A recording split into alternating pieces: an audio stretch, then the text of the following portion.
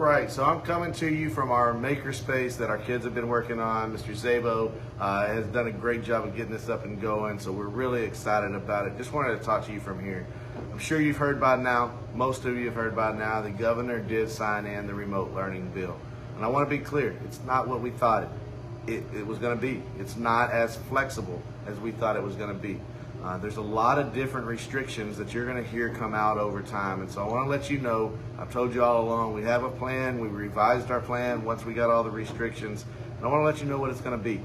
And that's going to be, we're going to be able to take care of kids in two different ways.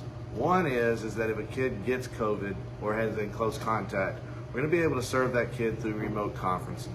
And remote conferencing consists of us being required to give direct instruction through synchronous, face-to-face, through video conferencing for students. For the elementary students, there's a requirement of 2 hours a day.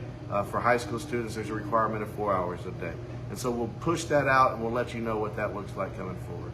And then the other one that everybody has really been looking for is the virtual learning or the remote learning that looks a lot more like last year through the asynchronous format to where you can complete that work at any point in time during the day. And it's going to be very restrictive because they came out with things that said that if you received more than 50% of your instruction last year, you're not eligible.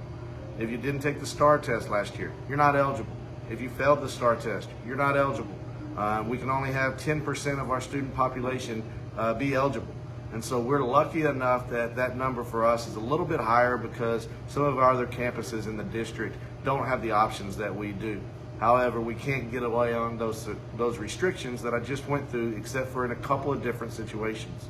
One of those situations is if your student is already or is being tested to be in special education.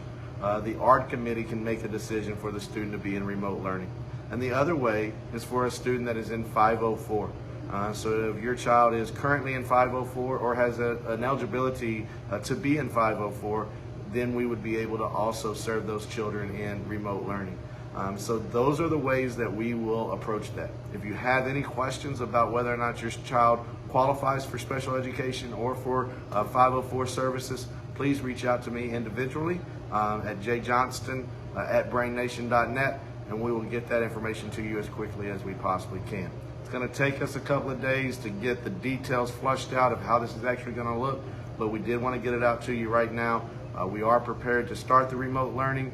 We're going to do so ASAP, but again, it's only going to be for students that are in special education or 504.